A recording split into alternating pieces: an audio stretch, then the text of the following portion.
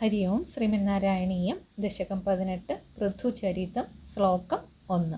ജാതസ്യ ധ്രുവകുല ഏവ തുംഗകീർത്തേരംഗസ്യ വ്യജനിസുതസ്സവേന നാമാ യദ്ദോഷ വ്യഥിതമതിത്സരാജവര്യസ്ത്വത്പാദേ നിഹിതമനാവനം ഗതോഭൂത്.